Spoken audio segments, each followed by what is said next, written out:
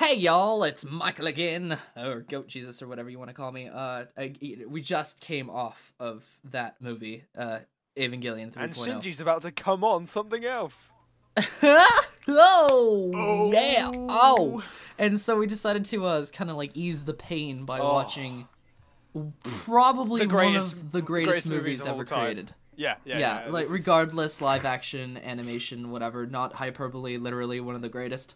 Yeah. And today we have Hell Plus, aka Rob. It's such a rare experience. I'm actually happy about something. It's so weird. Like everyone who's seen my channel will know. Like me being happy or anticipating something is just not right.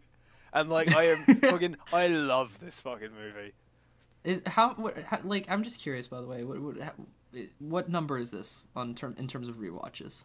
In terms of, I believe this is actually my second or third. I only saw this movie about 2 weeks ago, and I think I've seen bits of it. I always like skip to scenes, so actually watching it all the way through, I've only done that once. Okay, and this is Alex from Alex. Say hello, Alex. Hello. He's going to be commentating as well On the Japanese dub.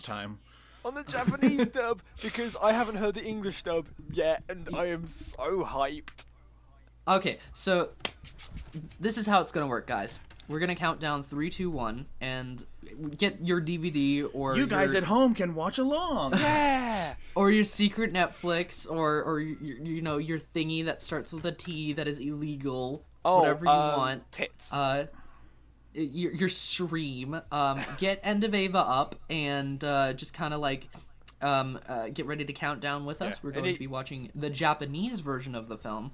So keep that in mind. So the Japanese version of the DVD. 1 hour, 26 minutes, 49 seconds, and the credit sequence is in the middle of the film. That's very important. And there is no ending credit sequence. Yeah. It's in the so middle. whenever you guys are ready, you ready, Rob? Ready, Alex? You liar. Yep. Okay. 3, 2, 1, go. Oh man. Fucking. Now, the whole of super long intros. I know. Like, fucking. Are you guys ready for a clever reference? Oh, okay. I want to hear An it. actual clever homage?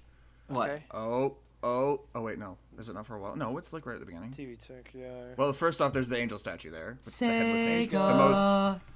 Oh, shit. Mine doesn't have logos. Oh, look, little bug. Oh, little bug. Oh, production IG. I'll tell you what. We'll say when the movie starts for us, like when the movie legit starts. When it's when the actual when there's like Japanese kanji. Okay. This movie must have had so many fucking like this movie looks glorious for the time. It seriously does. Yeah. So it probably had so much fucking help. No, it really did. Star Child, man. Fucking King Star Record. Child. Star Child.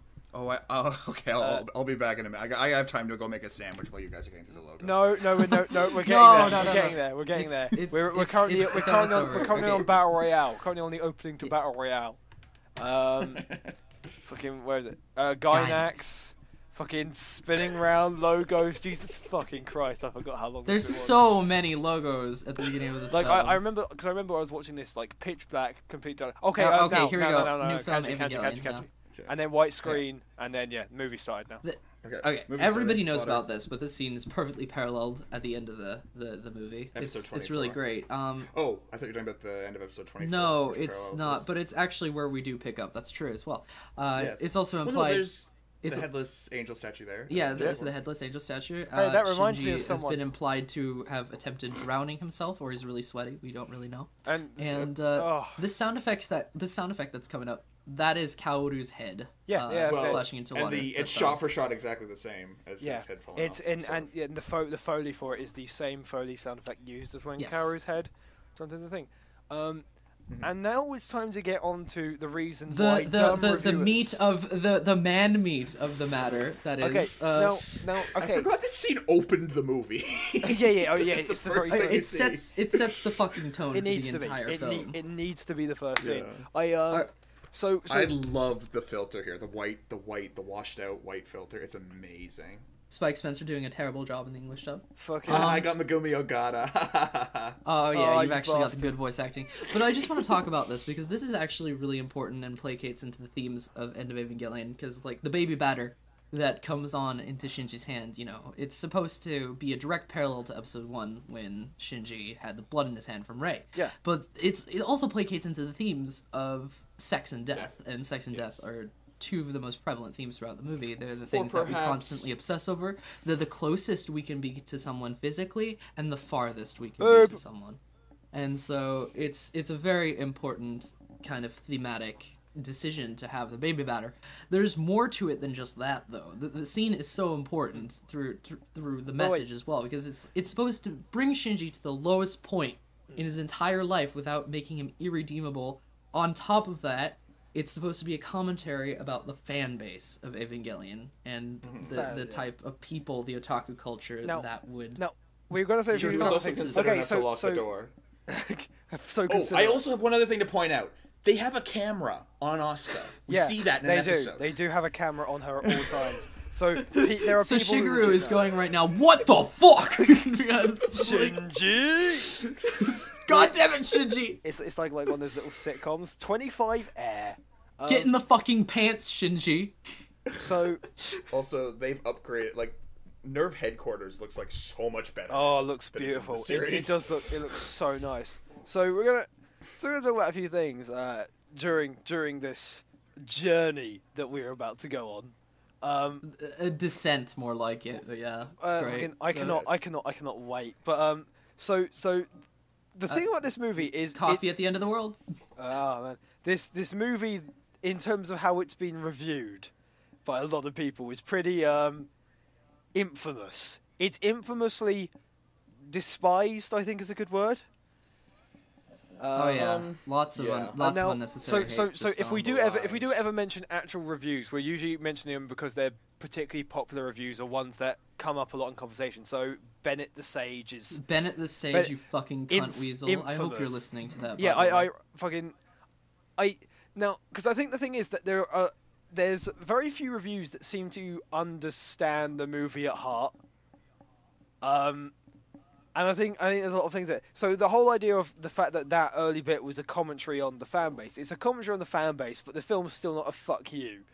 The film is never. It's not a fuck you. It's an uplifting message. It's an intervention. It's an intervention. It's an uncomfortable movie. It's meant to make the audience feel uncomfortable. Not every movie is meant to make the audience feel good. Sometimes it's just an experience. It's not supposed to be an enjoyable and not every character is meant to be completely 100% likable or relatable. And that doesn't mean that it's not well written. It just means that it makes really, really risky decisions in terms of how it decides to write. I can't remember who it was, but I saw a review, and one of the comments on it about End of Eva was just like, "Oh yeah, I can't forgive Shinji for the beginning bit because you can make a character go spiral downhill, was it the DeMarc Civi?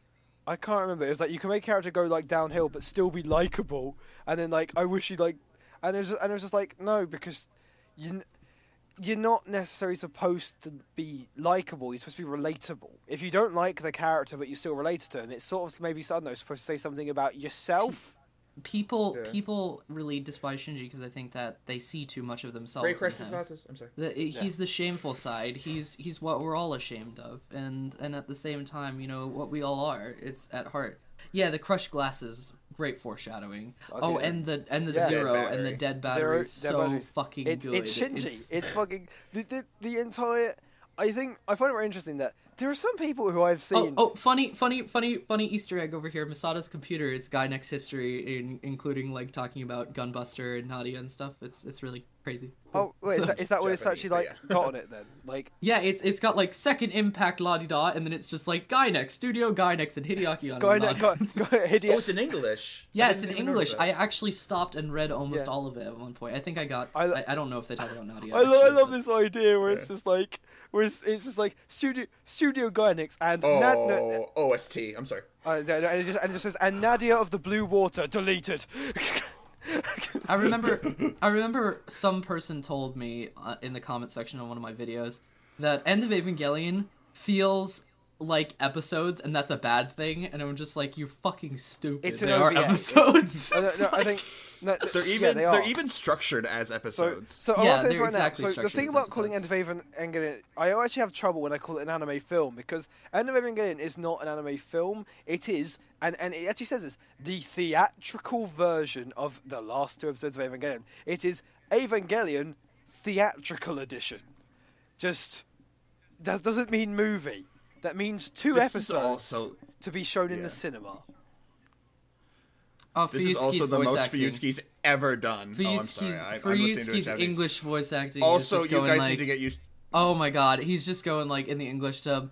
Is wisdom and sailors. Okay, so if you saw the last episode, you know that Ritsuko's my favorite character, and I've been told a few things about her English voice actress, so I'm really enjoying this right now. Wait. Arrogant bastard. Arrogant bastard. Masato, Allison Masato's Keith's gonna kick some major ass. Yeah, I've met Allison Keith's ship at a convention. She is the nicest person. She's super cool, and she's really good. All voice actors are nice, except for Johnny Young Bosch. But yeah, it's like there's such great people. I could give you first-hand account about that. Yeah. I mean, J. Michael Tater Tot was great, but that's for another story, you know. This is another story for a different time. Also, the extras in this movie are just, oh my god. Oh yeah, the dub's horrendous. Dr. Akagi has got some defense programs.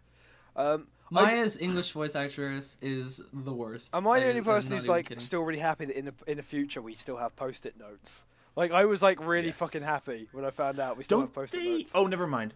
I was gonna say they said something, but then I remembered that's just Evangelion. Isn't that right, Mother? That's just Michael's Evangelion when they said dirty things.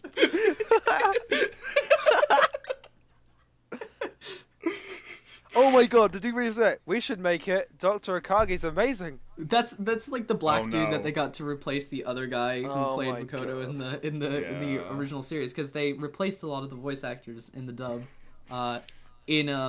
in the friggin' series, from the friggin' series. Like, yeah, most of the extras, like all the nerve people. Gotta say, I'm currently getting really excited to hear the word shoot it again. People actually say that is like a direct like lift from the original in terms of the animation, but that's actually redone. No, it is redone. They use a lot of the same shots. Like, they use similar shots, but it's like parallels. It's like homaging, or like, you know how they in the original Evangelion there would be a lot of repeating shots in general. Yeah, no. Well, I mean, there's that one shot of like not Ritsuko, Masato like holding Makoto's chair, and she's like leaning behind him, and they use that like 10 times an episode. Yeah, just because it's a generic shot that they can reuse in that way. Because it works for lots of situations. I still hold the ultimate reuse of anything is that one song in that one episode of Phantom Requiem for the Phantom where they just get bored and abuse it like 7 times. That well, there's this one music cue in this movie that they used like 50 times in the first half. I love how hilarious the army guys sound. It's just like move out, ladies. It's fucking stupid. Move out, ladies. Move out, ladies. I want you to be as stereotypical as possibly. Yeah. And I don't know if you guys ever wait, just guys, give me a second, because we're about to see my favourite thing in all the world of anime, circular-based explosions. Yeah. Fuck realistic fire effects. Right. All explosions should be based on several There's a lot of detail circles. in those explosions. I'm just saying. Yeah, for circle-based explosions, nice detail. If you've ever heard the original English dub commentary for this movie, it's horrendous. Do you know what the best part is? When I was checking through the languages on this file earlier, I have it. Oh, you should watch it sometime. It's so bad. It's so good. They're like pointing out everything that they did that was a mistake. Oh, I love this bit. I'm sorry. I just love the fact. How did the ninja guy get through this door? Because just excuse me, sir, you're dead. I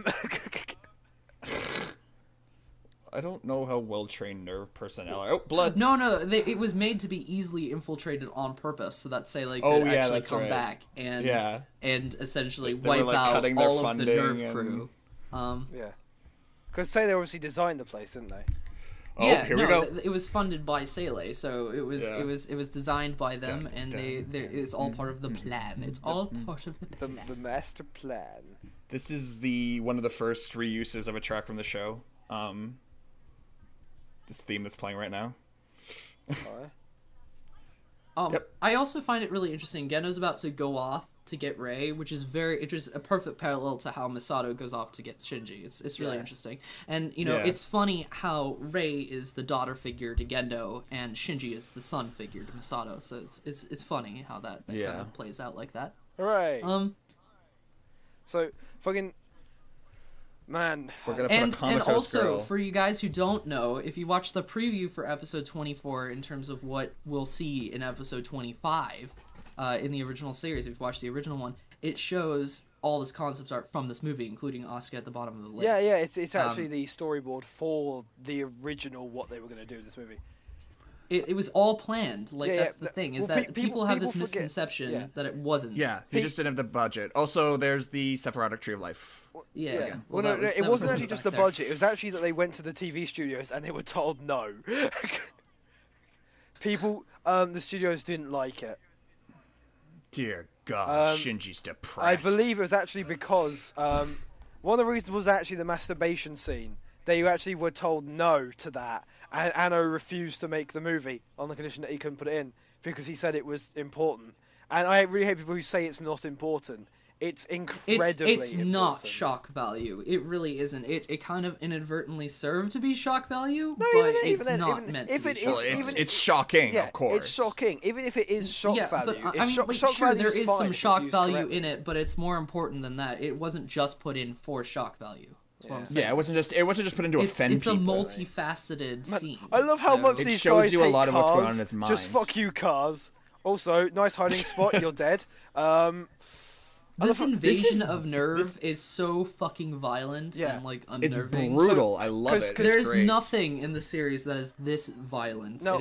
It's just a complete step up of events, and it's just like the stakes are rising and rapidly. Well, because their enemies all the time were angels, and angels are like animals. They're not hunting down people to kill them. They're trying to. Oh my God! Sorry, this bit just like hello, you are dead. Saturday morning cartoon-esque until this comes in. It's just like real world. Hello. Well, again, they were told no. They were told no to this. Hit him again. Well, really? Hit him again. Oh my God. Hit it again. Hit him again. That is fantastic. Yes. Shoot the flamethrower at the man again, because it's not like flamethrowers say kill once you flame them. Bakelite is not how you pronounce that. I think a lot of people know that, right? It's Isn't like it? Yeah. It's Bakelite. Bakelite. That's what I thought it was. In case, as I had no idea what it was until I looked it up after watching this movie. What is it? Plastic. It's plastic. Okay. It's like this. It's this thick plasticky substance that dries quickly. So, and they're essentially using it to seal off. No, it's a cool done. Sorry, kid, nothing personal. I know this in a minute, but I love it. Yeah, that's not quite yet. Misato's being too badass right now. I know. She's so in charge in this movie. It's hard not to love her in this film. Yeah. It's just like she is kicking butt and in control. Because the thing is, because a lot of the time you're just like, why are you the commander of operations? And this movie is like, this is why she is the commander of operations. Because I think every character really shines in this movie. Oh, Gendo, absolutely. Everyone. Like the crew. I love the fact that we're taking it from the bridge crew perspective for a lot of it. It's just like, you never get to see this kind of thing. Where just this bridge crew is talking, and you get little glimpses of great interaction development just from these super minor characters. It's fantastic. Well, it's like how you have a pacifist firing a gun and fucking. Oh man, it's like you've learned fucking gun training. I can't shoot humans. You've learned fucking gun training. You've had basic training. Not another human being. It is like Shigeru is the practical one and Mai is the most emotional, so to him the idea of shooting a gun is just how do you shoot the gun, but to her it's like how can I shoot a gun. Yeah. I love the fact that Rei decides to go look upon the sort of the Rei clones that were perished and stuff. It's a really ominous sort of scene. Well, because also it's so interesting that because I guess this must be creepy with Gendo, because he now knows that if someone kills this Rei, That's his plan completely over. It's completely all over for him. So it makes it nice and it makes the stakes nice and high. Also, it's sort of like, how much does Rey know? Like, she's sort of figured stuff out now at this point, I think. Well, she only vaguely has recollections from the memory transfer. It's only when she actually sees Adam, she's like, oh, okay, but that's more that she gets kind of a mission from it in a way. Well, I like that moment. The guy she also puts his hands up and just gets shot. She also experienced Kaoru's sort of arrival and what he was about, and witnessed that. Yeah, that's another thing. Yeah, this Rey did. Yeah. Yeah, this Rey. Rey 3. Yeah. Commencing termination. That guy was laughing during that line. Commencing termination. Well, he's getting a thrill out of killing a child. That was actually a fucking fantastic delivery, I'm not gonna lie. Yeah, and here's the infamous Jelly Squelch. Listen to this. Wait.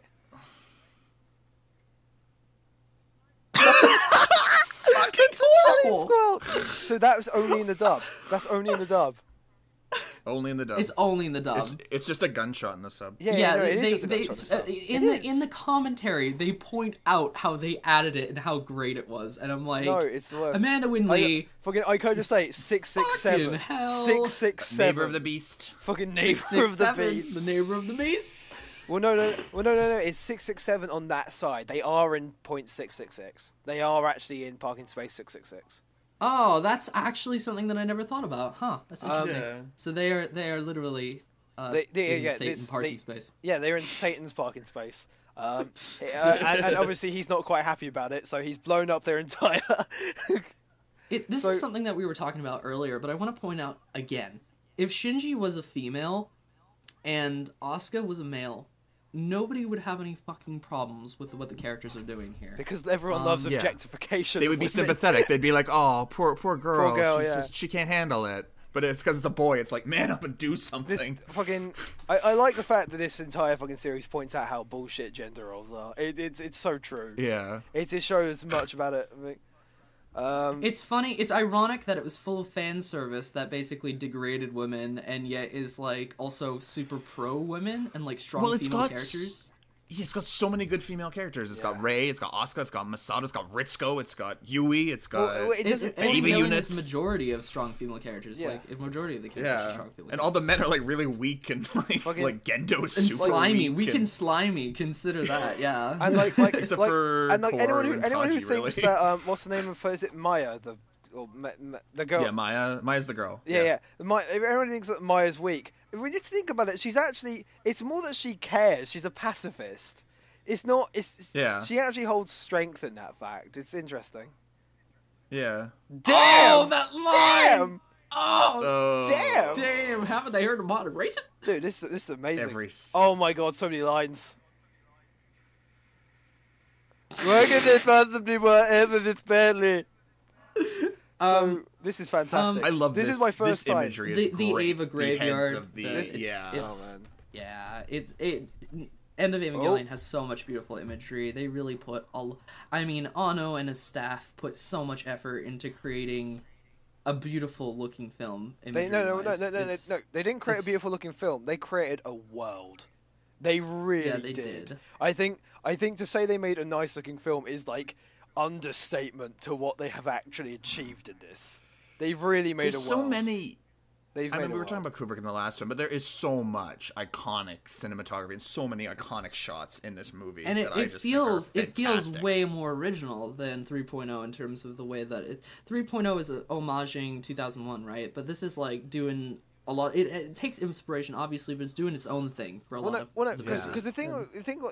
That pendulum, like what the hell is with that pendulum? That's fantastic. It's so cool. I don't even. It's the clock ticking down to the end of the world, obviously, but it's just like it's so cool. It's ethereal. Everything in this movie has a dreamlike haze to it. It's very Lynchian. Who would have thought that a bunch of robot heads stuck on like pikes would be so shocking and like disturbing to look at? I think it's their spinal cords, actually. Yeah, it's the spinal cords. And it makes them seem human. Just driving past them and shit, like just no choice really. Yeah. Man. And who is that guy? That's like the president of Japan or something. That was the president of Japan, or not the president. It's not called a president. Prime minister or something. Yeah, I think they have a prime minister. Yeah. First fucking time that prison's actually seen real sunlight, so you know. That's nice. And later on, it will see space, but that's a long way away. Asuka is such an incredible character, and I think that in terms of writing and stuff, all the characters take these typical tropes that you find in modern day anime. Actually, I just realized something really weird. I found something really weird, right? So everyone keeps saying that Shinji's a bitch, right? Everyone keeps going, "Oh, Shinji's a little bitch." Okay, so when Shinji completely shuts down and just sits still and just goes, "You know what? Fuck it, I want to die." He's a bitch, according to everyone ever, right? But when Asuka sits in a bathtub for 2 weeks, barely eats, and spends literally shits and peas in the things. It's brown and yellow by the time they find her, and she is completely unhealthy to the point where she essentially goes comatose. And everyone goes, "Oh, she's had a psychological breakdown." Fucking, that is why everyone who reviews this movie and gives it a low score clearly doesn't understand how things work. Shinji is a parallel. Asuka is a parallel. They are the same. They are the fucking same in that aspect. They both they're so similar as characters, but and Masato went through something very similar when she was a kid too. The odd one out is really Rei. Oh, okay. In her own way is having her own breakdown constantly. We will get to a bit of cinematography. So one of the interesting things about just this movie in general, I think, and a testament to how well it's made, is that there are lots of times when we all talk about parallels to parts in the series, and one of us will freak out because we just saw something we didn't realize. Oh, this bit of music! I love this music. I like the next track better, but this one's amazing. Of the original soundtrack, the synthesized soundtrack of the original series. This entire scene is just... It's so uplifting, this part. It's just yes, we are ready to cheer for her. So you just want to stand up and jam your fist. I know. And I think I like the fact that it kind of just well, spoiler alert, the end of this is fucking horrible. No, it's we'll get to that in a minute. Yeah. But what I love about this is we watch these army guys tear everything apart and just be assholes, kill innocent people. So now this is Asuka's getting back. This is revenge. And I've heard someone say that she's a wimp because she's fighting weak ass army dudes, and I'm like, dude, that was Bennett the Sage. That's Bennett the fucking Bennett the Sage. Bennett the Sage said that this fight means nothing because she's fighting army guys with missiles. But consider the fact of this: army guys with missiles have just destroyed the entire base. Holy shit, this animation! Oh my god, I'm loving this so it. much, not even caring about the voice acting right now. Oh, the weight! Just the kinesthetics of this bit, is so good. And then punch the fucking missile. So anyway, the thing about this is that, as you may know, Asuka hasn't won a single thing on her own in this entire series. At least she hasn't won a single thing in her Eva when she's at the controls. Any victories ever had, someone else is at the controls of her Eva in some way. So doesn't she beat Magma Diver? No, that was Shinji. That was Shinji saved her from dying. Yeah. She freaked out, let go of the controls. Shinji grabbed it and killed her. No, not in that episode. The other one, when they're in the lava, not in the water. I don't think she defeated it. She just sort of let go, and they just fired stuff down at it. Yeah, dude, she didn't defeat it. Yeah, she never wins any battle. No. She did. No, she didn't really kill it. She kind of just got dragged down with it, and then Shinji saved her. Shinji saved her, like I said. So. Yeah. She's never had a solo. I'm not talking about. I wasn't talking about the water one. I was talking about the Magma Diver, the lava one. She gets saved by Shinji there too. Yeah. Her character has always had this inferiority complex with Shinji. How she her entire purpose of existing in her mind is to receive praise, just like Shinji, but in a kind of different way. She wants people to appreciate her for doing something well because her mother never really paid attention to her. And she wants people to be in awe of her. Yeah. Yeah. So Shinji wants people to appreciate him and be close to him. Asuka wants everyone to be really far away and be beneath her. It's the bat wings. It's the bat wings.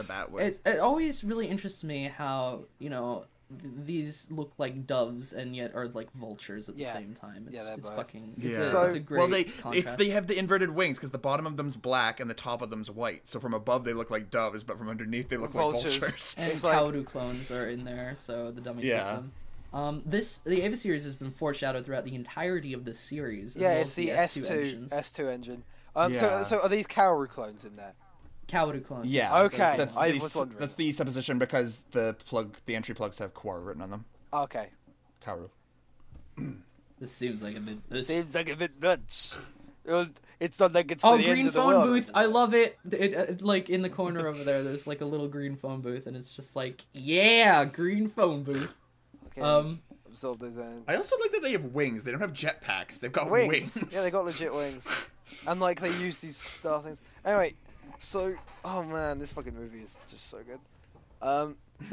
So I want to make a point that there's an interesting thing about Asuka here, which is that everyone has weirdly been clamoring that Asuka be the badass moment character because she's manly in some of her mannerisms. So everyone kept demanding that she be badass. And I like the fact that in this movie, there's sort of a weird Faustian pact Anno has given us, where it's, okay, you can have her be completely badass. The payment is one of the most horrific deaths a human being can ever experience. Anna did whatever he wanted to do in this movie, and that's something that I greatly appreciate, because this movie is just about, it's not only about Evangelion and the characters. No, the first half is about the making of Evangelion and what Evangelion means. So episode 25 is the story end of Evangelion. Episode 26 is Anno talking about why he remade this film, basically. And it's the artist. Yeah. It's about the demands of the artist. I like the fact that, by the way, that this is one of the only like truly legitimate cross things, I think, because it's like they're entering a tomb, and that's something that is very interesting to me as well. So one of the few scenes actually shown to us in episode 25, I believe.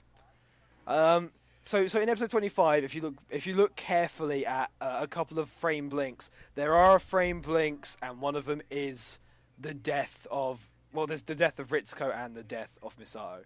They are both. They were both planned from the start. This is something that was meant to happen. I also like how touching Misato's death is, but it's so sudden at the same time. It's not like overdone. No, it works. It's nice and slow. And so we're going to quickly talk about something that was. I noted this to Michael, and he freaked the fuck out. Yeah, I never really known this. So I noticed this, and I'm really proud of noticing this. So as you know, as it's pretty inherently obvious, this is a parallel to what happened to Misato as a child as well. She got pushed into this thing, and her ass got saved at the expense that someone died outside, right? Yeah, the capsule with her. The capsule, yeah. So he gets pushed into this capsule, similar way. The elevator. Shinji gets pushed into the elevator in the exact same way. And we find that, and we find later on that there's a scene where she's in a pure white room as a child, not speaking for 2 years because she's in an asylum. In this straight after, the exact same cinematography and the white room is the same when Shinji's in the elevator and he doesn't speak. He goes through the exact same process. He stays in a white, essentially a sane asylum.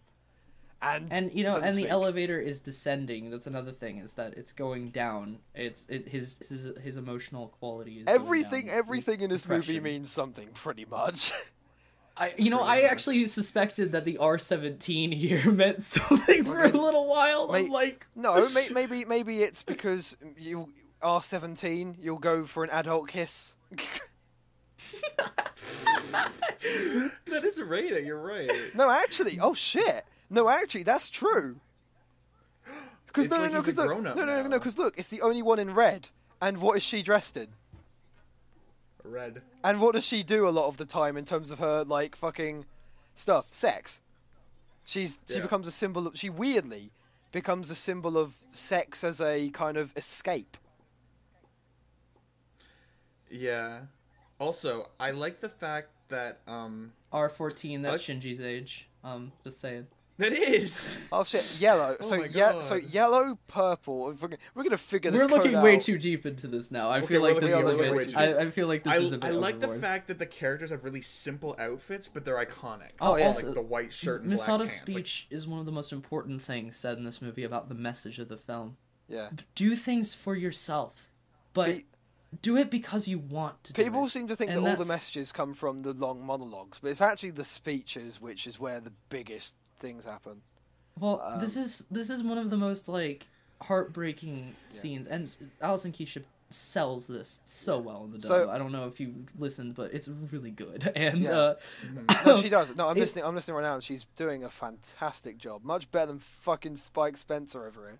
But Yeah, I'm that's gonna true. say a few things right She now. does a Okay, great job. this whole kiss thing, it's about desperation. Get over it, you nerds. it's like- not about Misato actually literally wanting to fuck Shinji. It's about her motivating No. him. It's about She's she desperate, only and she's she dying. only knows how She only to knows connect sex. to people through sex and Yeah. physicality, and so she's trying to communicate this message of do this and do this for yourself, and it's just like it's wonderful actually how amazingly subtle that scene is, and says so much about the characters in this 1 4-minute long scene. Yeah, I know I it also sounds love dumb, the fact but that is she there, like- smiles when the elevator closes. She's smiling. I like that. Yeah. That's really sweet. And it's also, I think it's the same expression she has on her face with that slidey door thing. Oh, now who saw the ray? Who saw the ray? It's descending. Yep.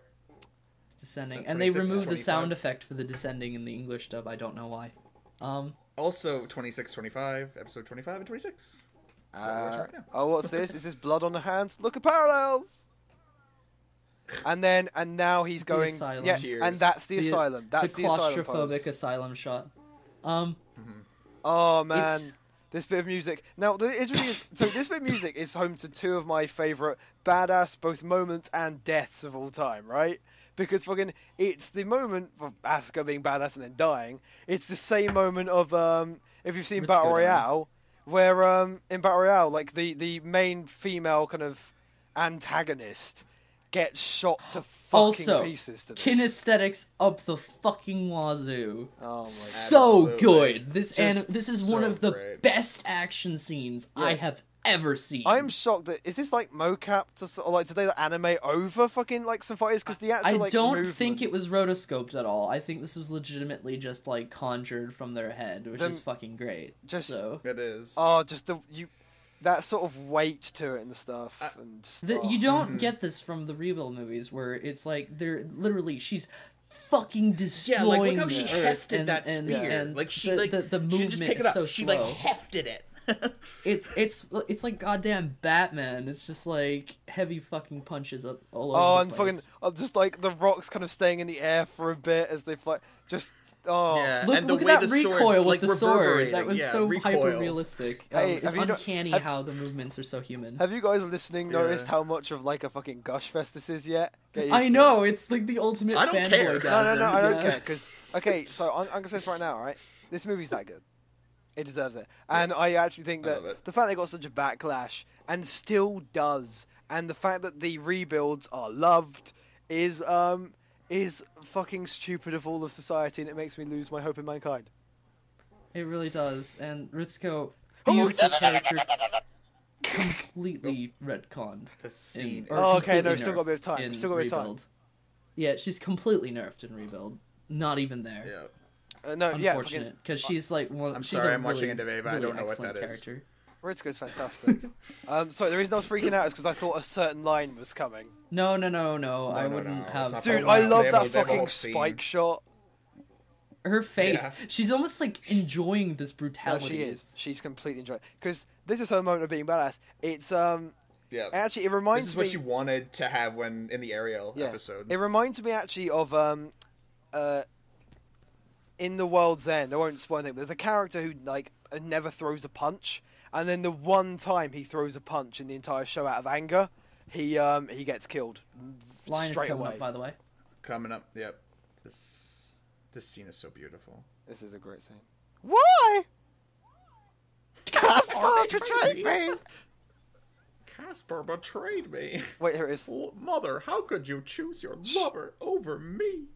The truth is, Oh, thank you, Lau.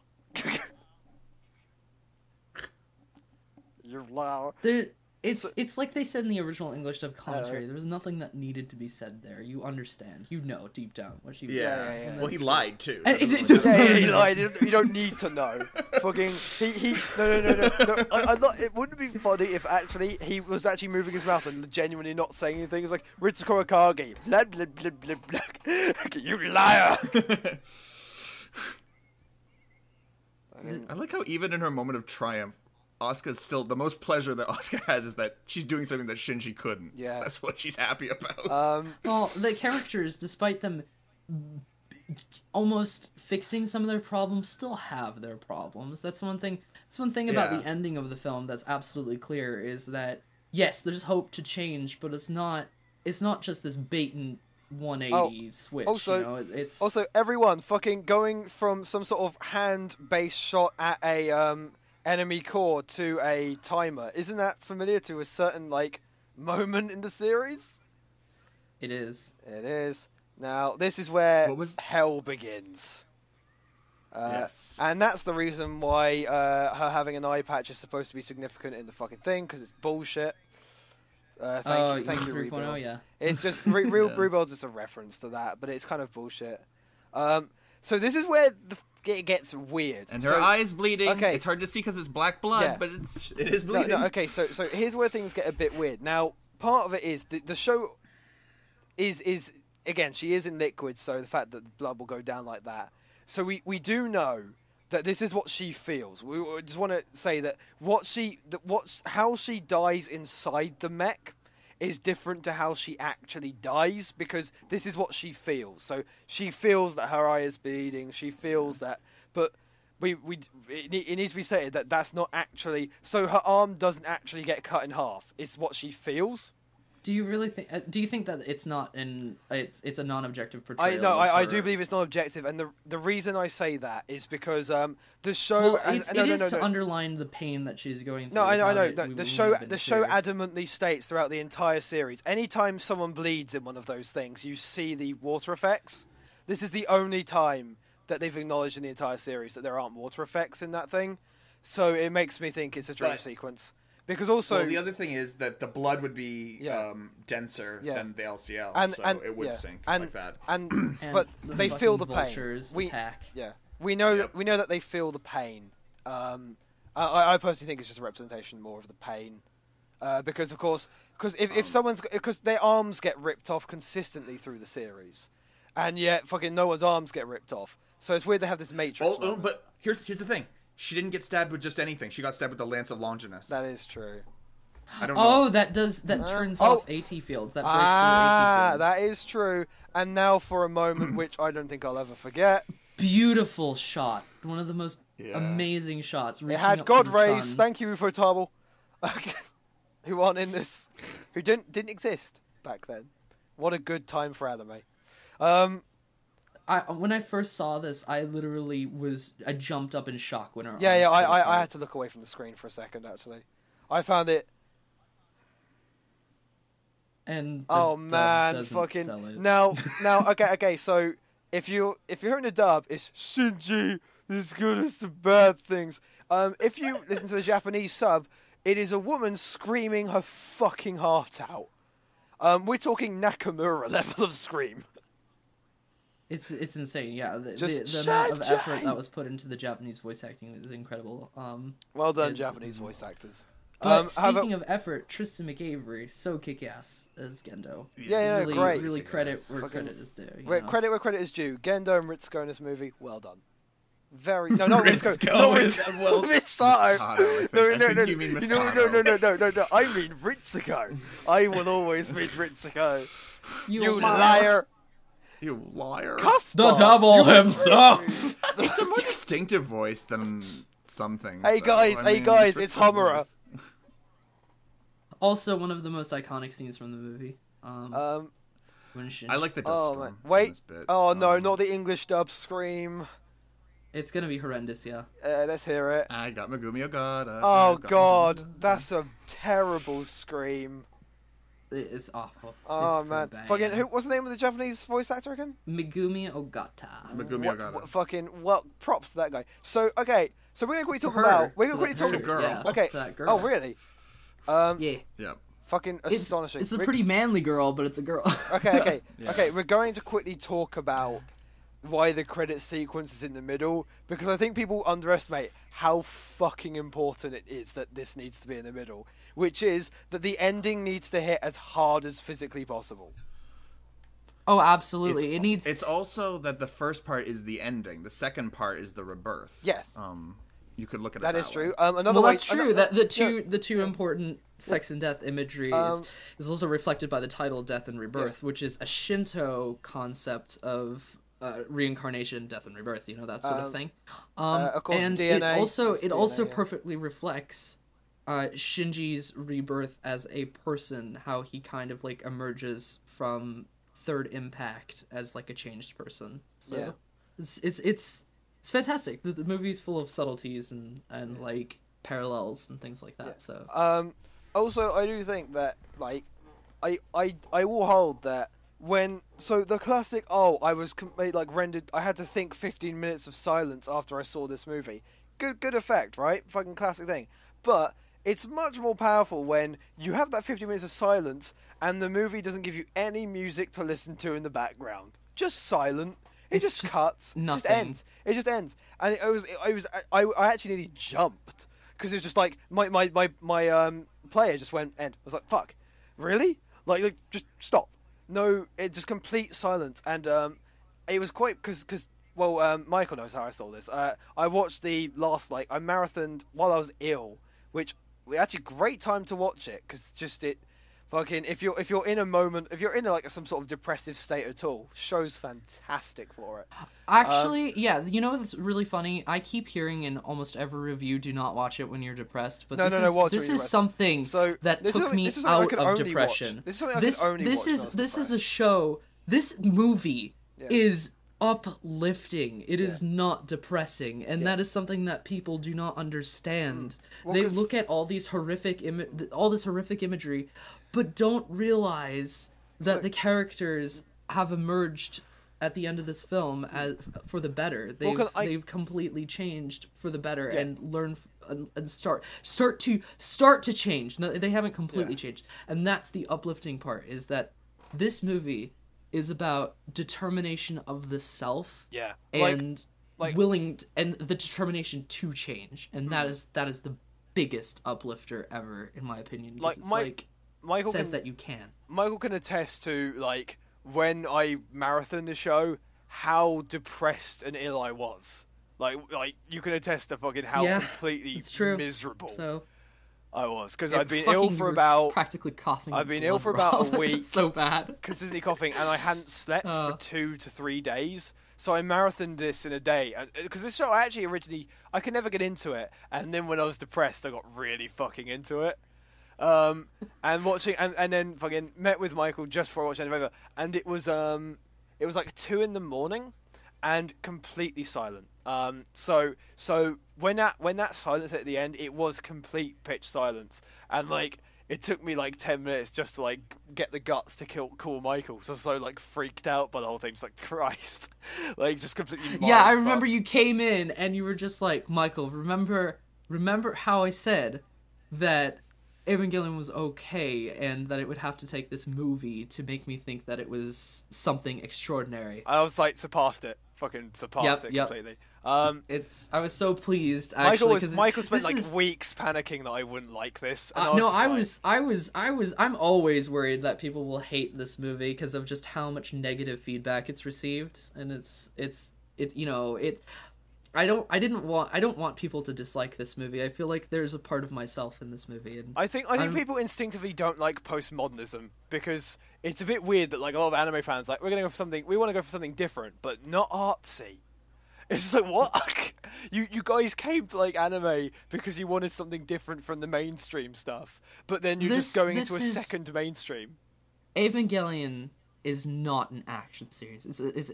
It's practically art house. It really is. I'd say that originally drama pushed it.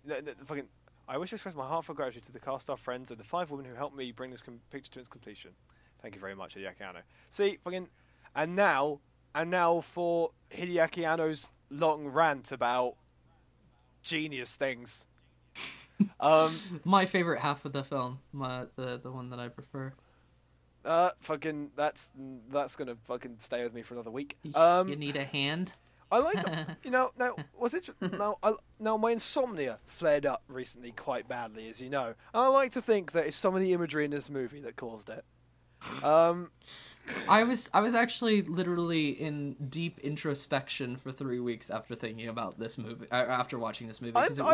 I'm still going. I specifically remember after it finished me going, "What the fuck?" over and over and over again, just saying it to myself and laughing at the entire thing, like in a horrified kind of laugh, like the kind of manic, sort of crazy laughter. Like, what the hell did I just see? just quick moment. Bennett the Sage, why'd he touch her breast? Sex and death. Sex and death. Yeah.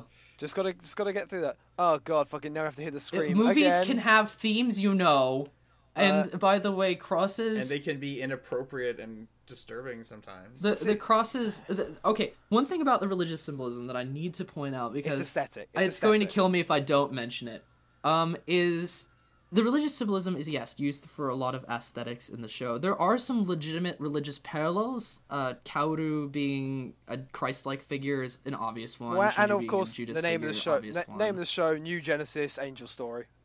Yeah, like it's like a new Bible story in a weird way. It's like the anime version of the story of Genesis. Really. But even if it does have aesthetics, you have to realize that it's just like Spirited Away in terms of the way that it uses religious symbolism. It's like it's using it for those aesthetics, for that feel, for that atmosphere. The show wouldn't be the same without this ethereal biblical theme going on throughout the entire thing. And there are legitimate symbols and are legitimate things about this movie and about this franchise, and people seem to overlook that in favor of complaining about the religious symbolism. I think people just want to take everything they can to hate this movie.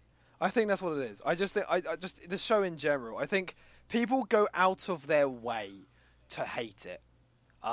They will miss out on some extremely obvious things just so they can nitpick. Oh, hey, he touches her breast when he does this. Oh, why are you being so creepy, Anno? And it's just like, why are you missing out on Freudian theories, dickheads? Beautiful imagery. Okay. The clouds. Yeah. I just want to say this. Okay, people who hate this movie, I would like you to at least do 2 hours of research. Please, 2 hours of research at least. Listening to this doesn't count. Although please continue to listen because of the charming voices that we have between us.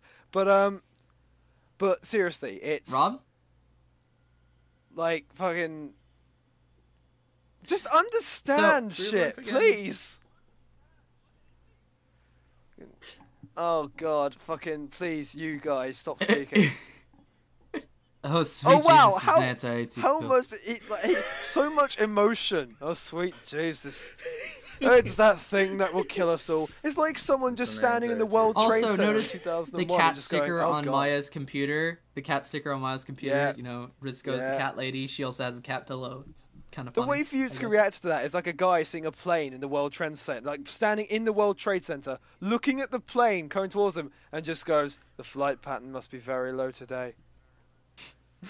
Sweet Jesus. Sweet There's Jesus. an anti-plane field coming. Sweet Jesus, a terrorist attack is on its way. Sweet Jesus, anti-America field has begun. Yeah, the anti-America field. America! Okay.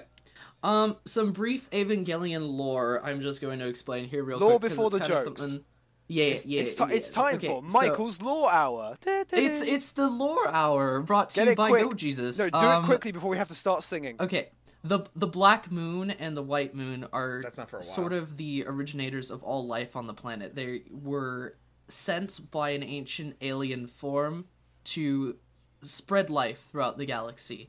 And the White Moon, which is the one in our orbit, is actually Adam's moon. It's like it's an egg for the angels, where the angels come from. They come from the moon, fly me to the moon, and all that sort of stuff. Yeah, haha. The black moon, which you are seeing right here. Oh shit! That's why it's called Fly Me to the Moon. Yeah, but the black moon me that long to realize. The black moon is where all Lilith life form comes from. Humans, animals, plants, all that sort of stuff come from the black moon. And the Earth is essentially a planet where white moon and black moon both crashed, and so they're in conflict with each other, which is why the angels are trying to take over the world. In the dub, did she just say, "I am not a doll"? Life. I'm sorry for interrupting, Michael. She did just say, "I'm not a doll." Yes, yes, she did. Okay, that's really cool. I'm sorry, I never noticed that. It shows that the elevator scene has in fact affected her. Oh, it definitely has. I think a different Ray. That was a different Ray, though, but it's implied that she's like the memory storage and stuff goes through the cloning process, because she's still like going through the cloning process. Well, because we know that like Ray updates her memory kind of thing when she goes in that tube, and there was a scene after the elevator thing. Where she went in the tube. Do you think that the bathing scene with her in that LCL, was that something to do with her like trying to reestablish her old memories from? That's how I saw it personally. It could be. Mm-hmm. I never thought of it. I think Lilith has one of the like creepiest designs. Yeah, the mask of Lilith, ever. By the way, has the texture of the black moon, which I think is really interesting. That is cool. Oh god, it begins. Now she's gonna turn into a. It begins, ladies and gentlemen. Fucking instrumentality. This song is glorious, by the way. Okay, just man, the music. So we have this really funny piece, and then it's gonna lead into what's the fucking name of it again? What? Com Suser Todd. Oh man, I love it. Fucking wait, just okay. Does Maya at least freak out correctly? It doesn't English? Start for a little while. I know, because Maya's freak out in Japanese is fucking creepy. Don't expect the dub. Oh yeah. No, wow. Okay, not great in English.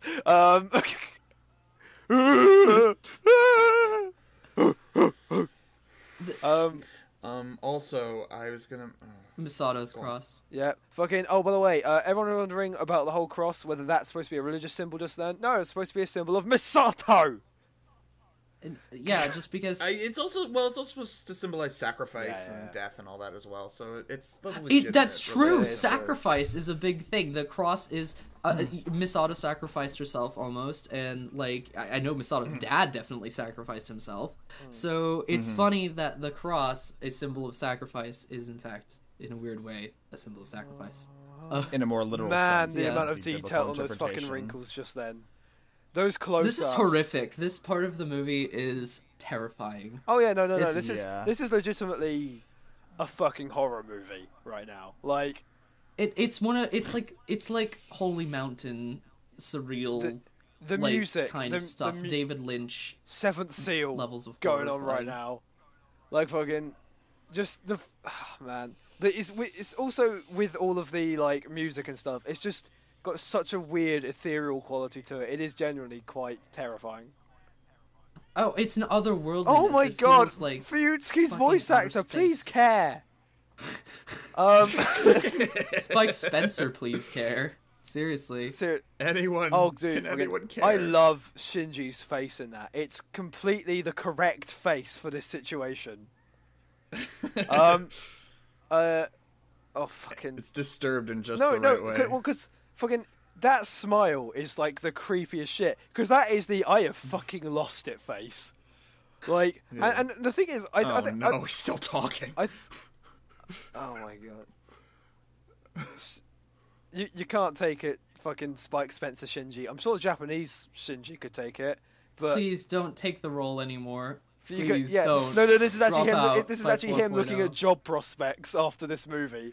I can't take him anymore. I can't take him anymore. Guys, Megumi Ogata, she sounds so good. Oh man, I really like the fact that Kaoru is the one that comforts Shinji in this scene. Like, it's just, it's correct.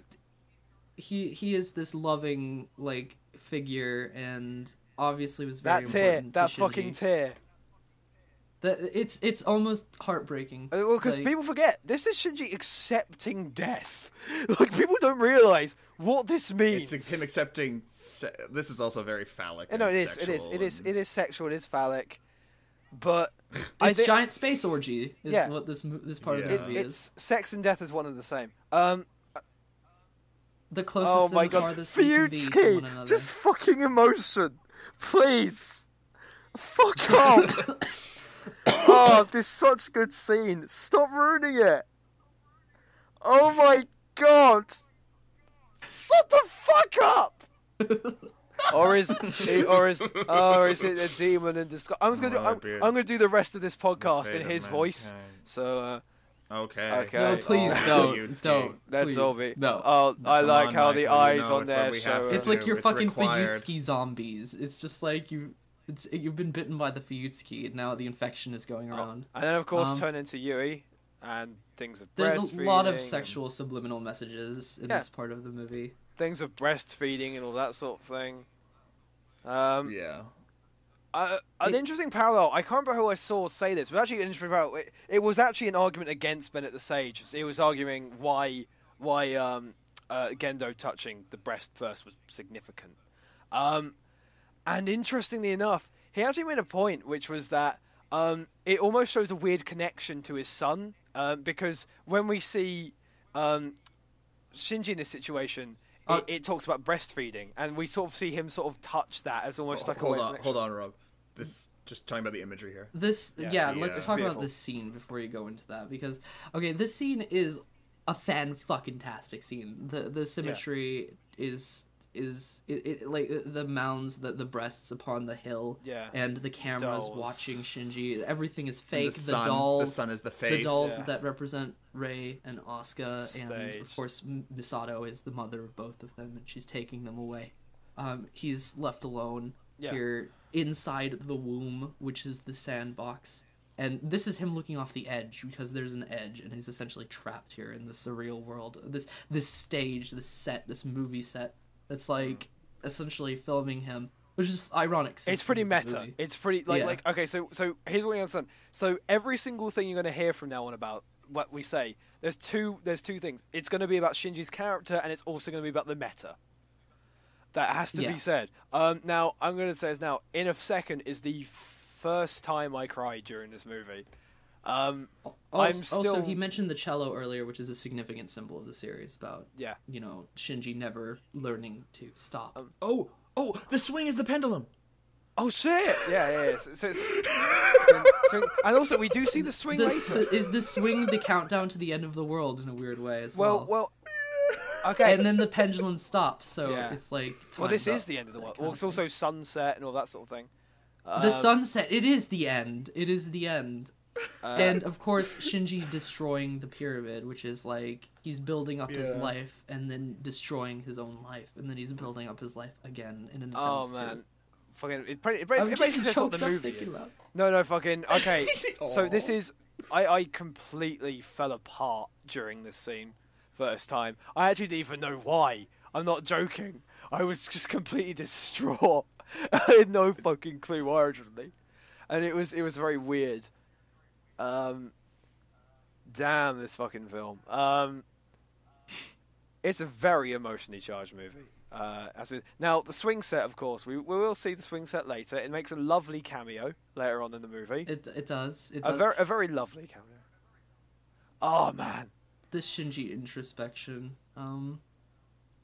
Probably some of the best moments in cinematography is contained within this part. Of course, Misato showing, basically, like, revealing in a weird way to Shinji that she is essentially an animalistic, like, creature. Yeah, she's not like he always saw Misato as the voice of reason. He always saw her as the voice of reason. Essentially, he saw her as his super ego. She is id. She's animalism.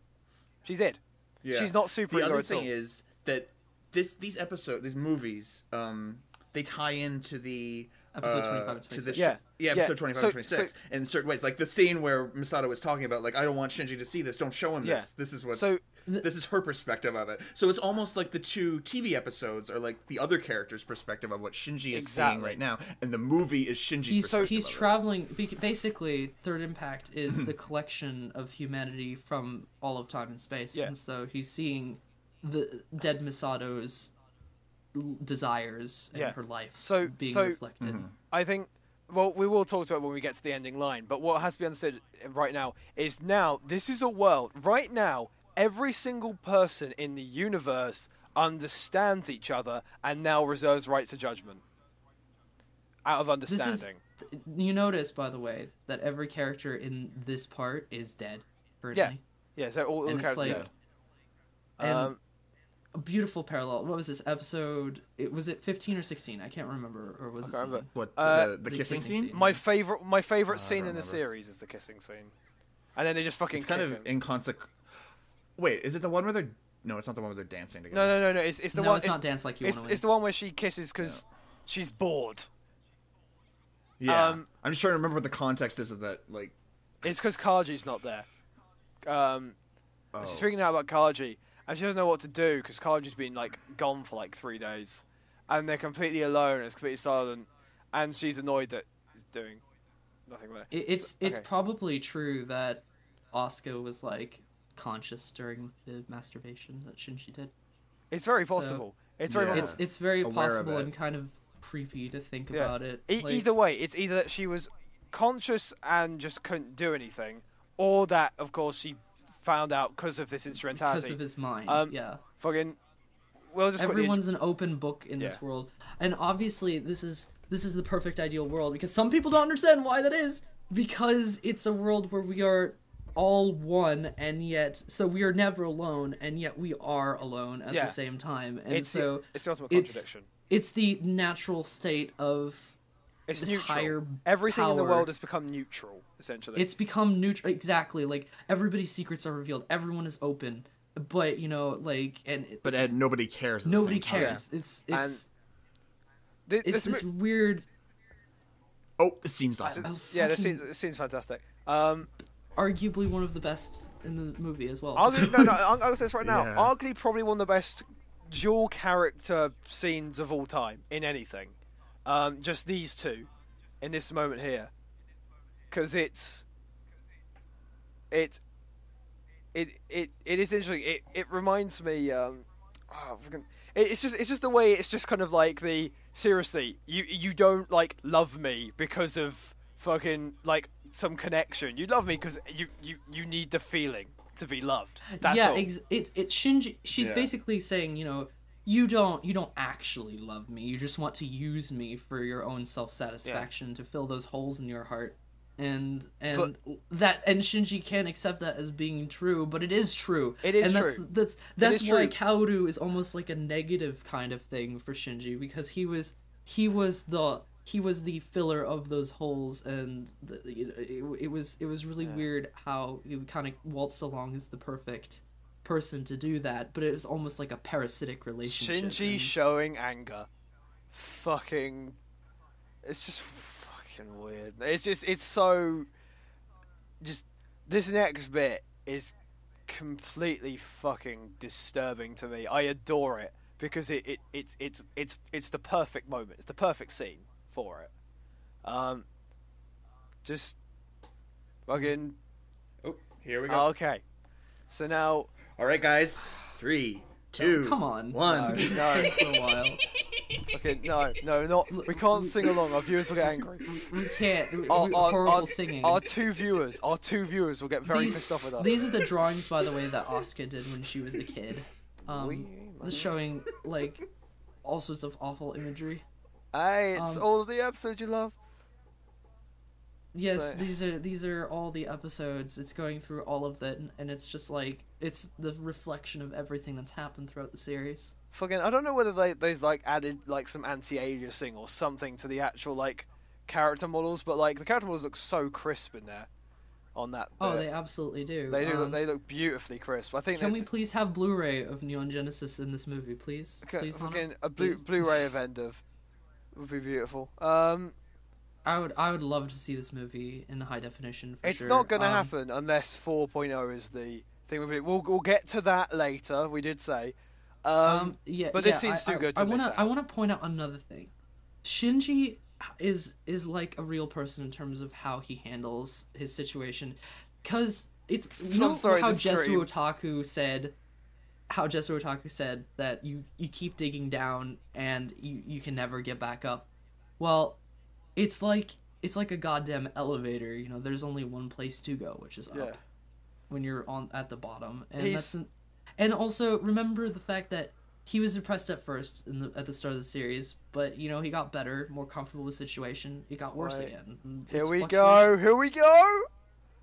Oh,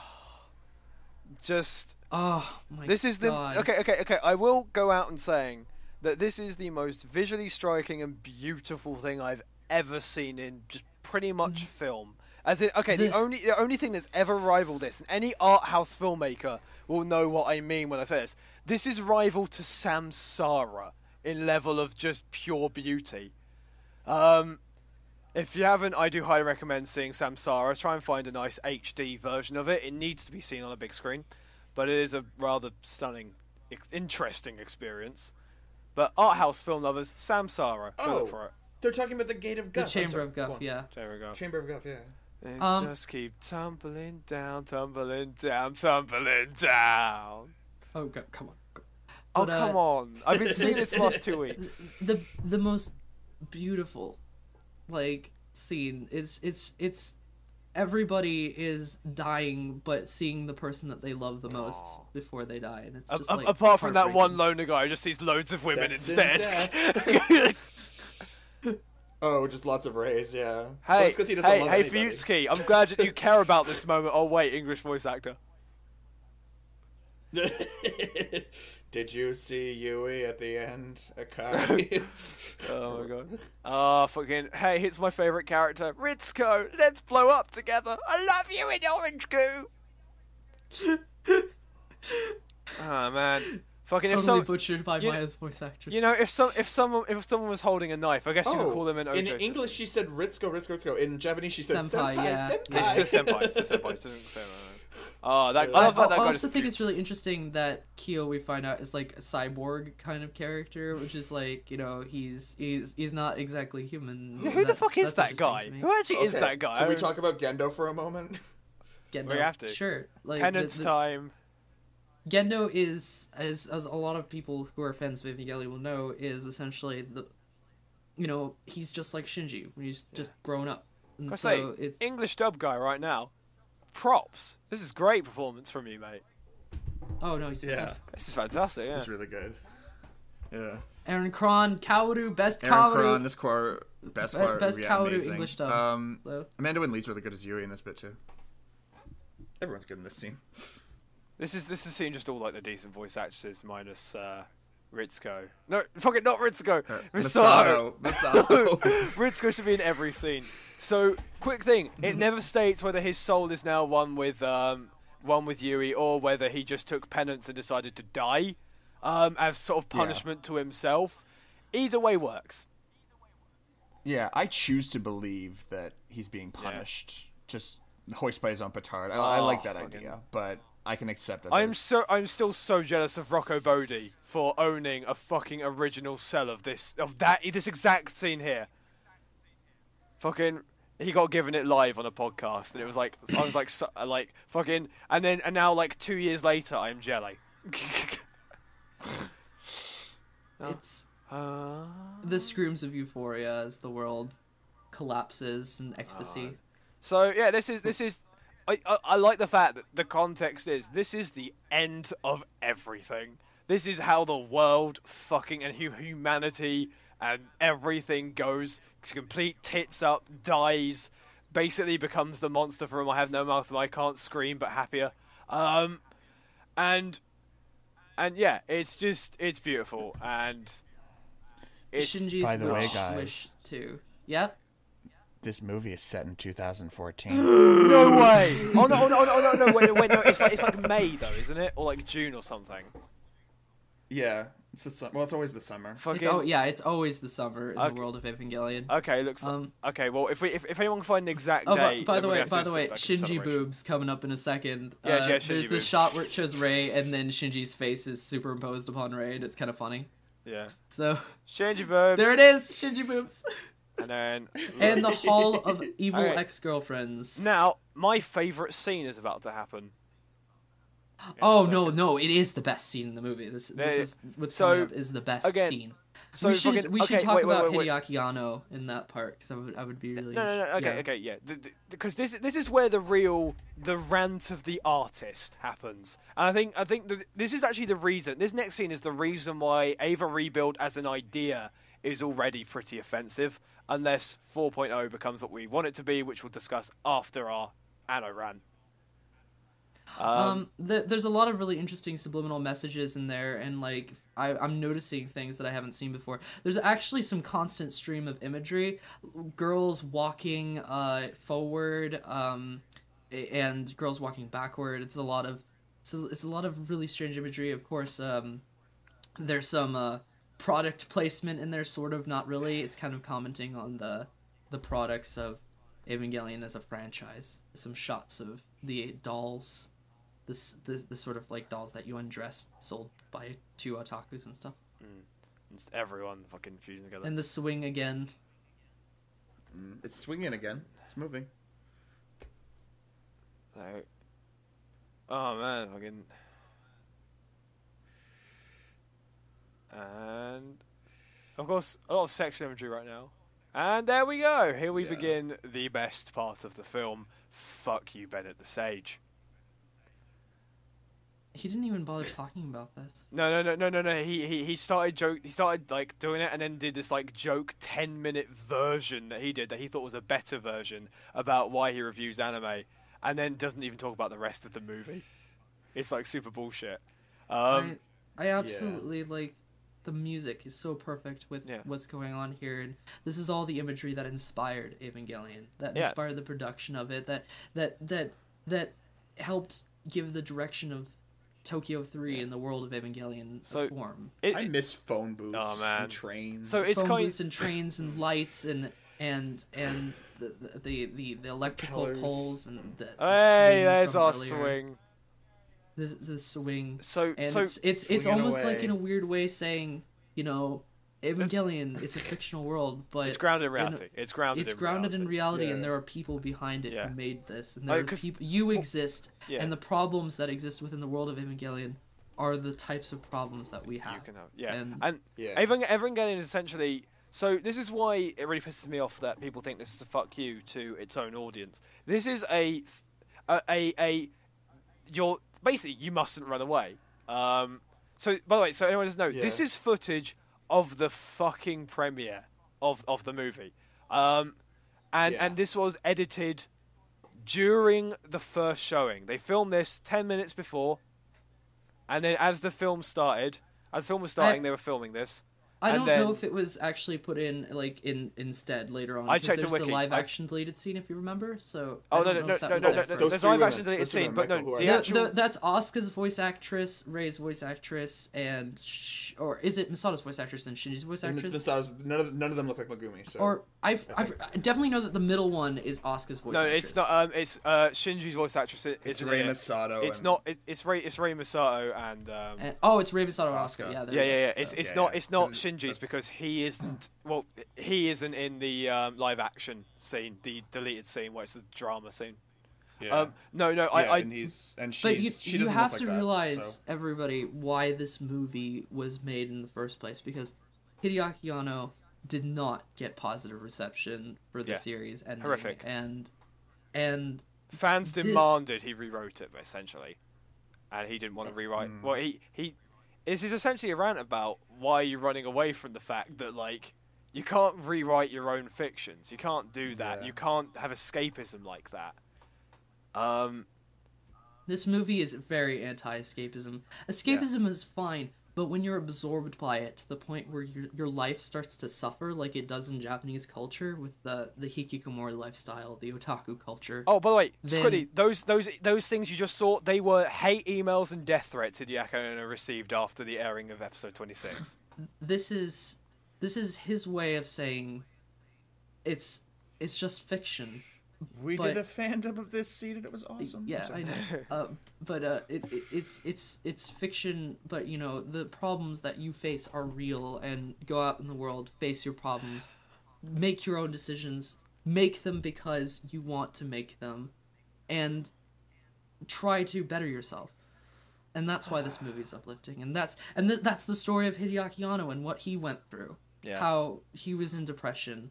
How he wanted to send a message out because he was just like everybody else in Japan who was obsessed with specific things, and the characters of Evangelion are ultra obsessed and with specific things, and it's funny how in the end, you know, it's a humanistic story. It's not psychodynamic. It's not psychoanalytical. We're not controlled by our instincts. We are what we make of ourselves. Yeah.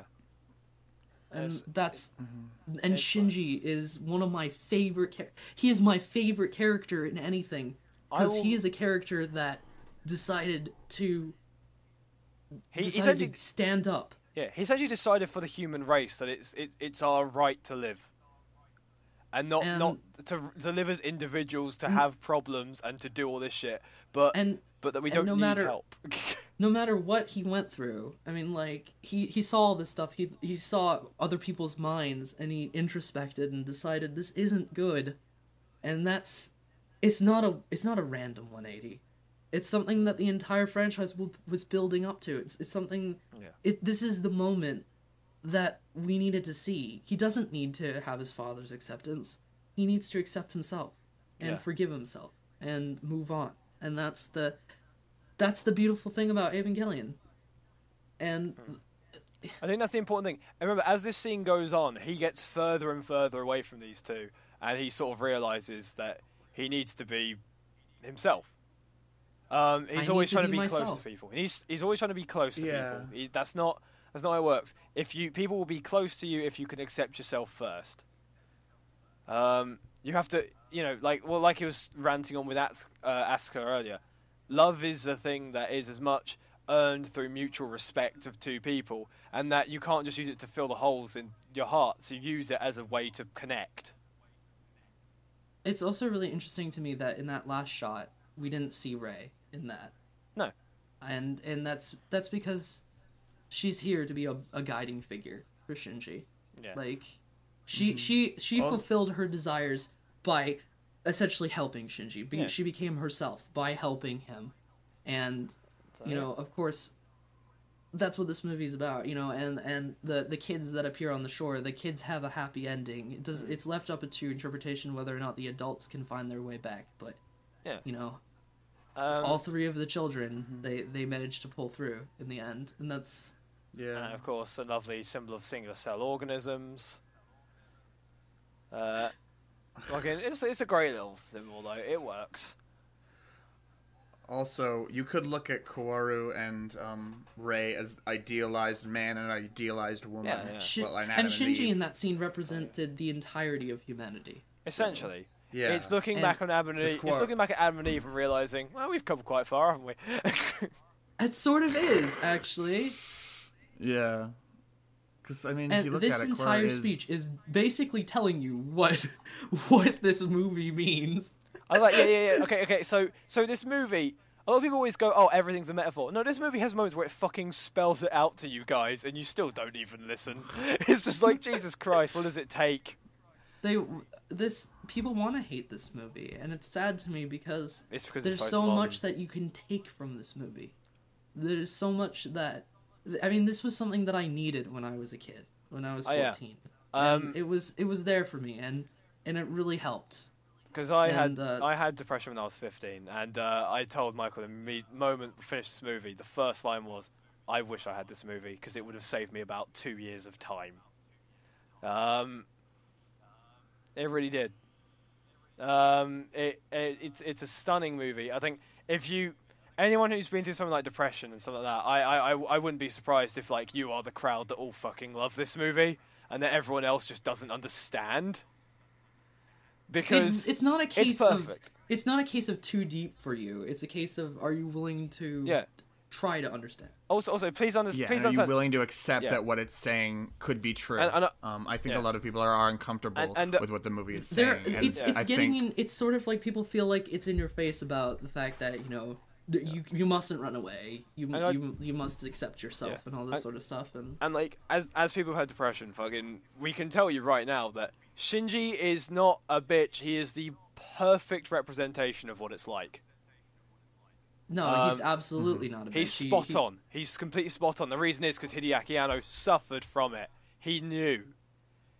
And he made this for people like us, essentially. No, he made it as a gift to his fans in a weird way. It's not a letter of hatred. It's not a fuck you. It's almost a, have you had problems with depression?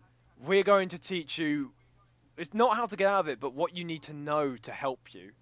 Like, the thing about it is that one of the things is that people who actually like the series and connect to it, a lot of people who connect to Shinji do connect to him because of the depressive element. And so if they are buying all this merchandise just to escape that, End of Eva is the wake-up call to say it's more than this to fill that void. And it's ironic that Evangelion has become a franchise, and it has become a cash cow merchandise seller. And that's why like Evangelion, I can't love it as a franchise, but I can love it for this movie. End of Evangelion is one of the most beautiful, incredible uses of postmodern art ever. I was going to say that, so, oh man, fucking just that fucking imagery. So, we're going to quickly talk for a second about what 4.0 needs to be and why we have problems with it. So, like I said, this is a movie that's against franchises. It's against the idea of just this need to be like fucking in another world. This need to have escapism.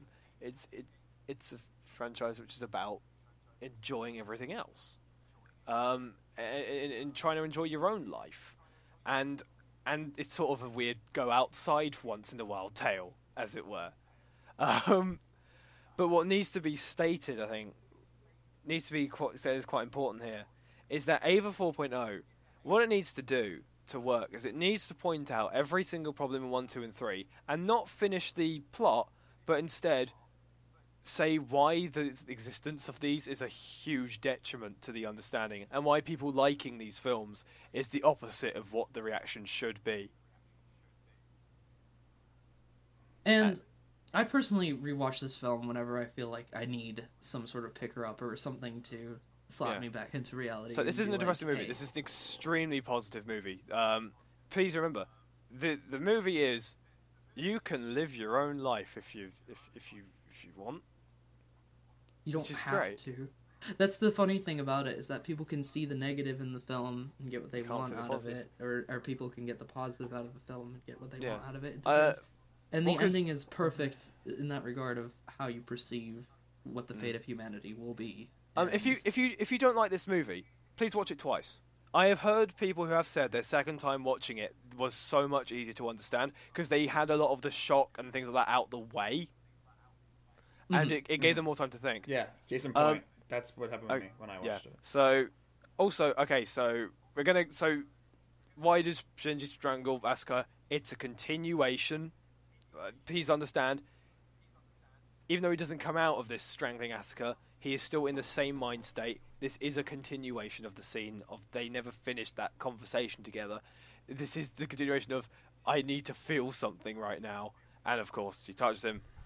He feels that more. He feels that sort of small sense of humanity. He basically remembers like what he's learned and is just like, this is too much. I need to stop. And I think that he cries because not only does he realize what he just tried to do, you know, he might have killed her, and that last utterance, that last word is more of a call of I am alive than anything else. Yeah.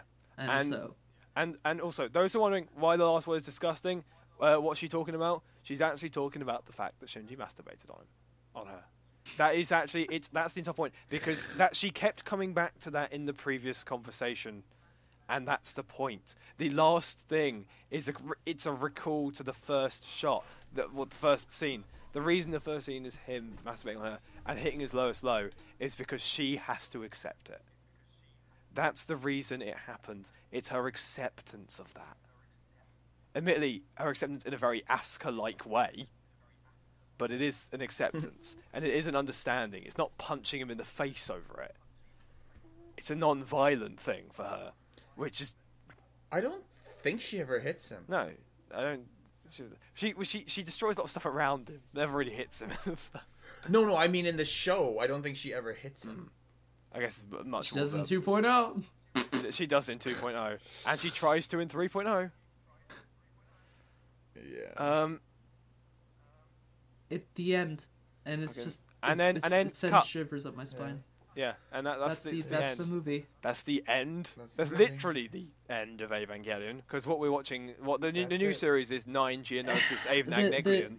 The should have been dead franchise with that, because the another thing that I also hear a lot of the time is the philosophy of Evangelion about the humanistic belief of, deciding things for yourself can be selfish. I want to point out that any philosophy taken to any extreme is a bad thing. Of course, all ideas taken to their extreme point is extreme selflessness leads to self-destruction. Extreme selfishness leads to self-destruction. And that's just how it is. And, I think that despite what I hear about it being childish rants, and ramblings, it's actually a very mature film. And on a lot of levels, it does take itself very seriously. It has a clear understanding of what it's talking about, and it doesn't speak down to people. Most definitely not.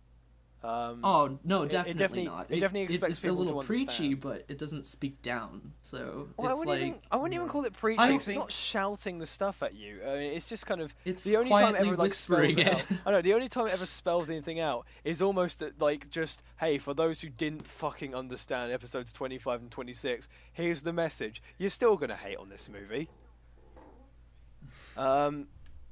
Even if I give you everything you want, you still won't like it. Yeah, and what's the interesting thing is it's like I do appreciate that every time he gives people everything that they want, Asuka being badass, having a victory, he's willing to say that in reality, let's figure out how this would probably end, and then it does end to a point of self-destruction. It's almost like I said, any philosophy taken to any extreme can do something, but it almost extreme badassery.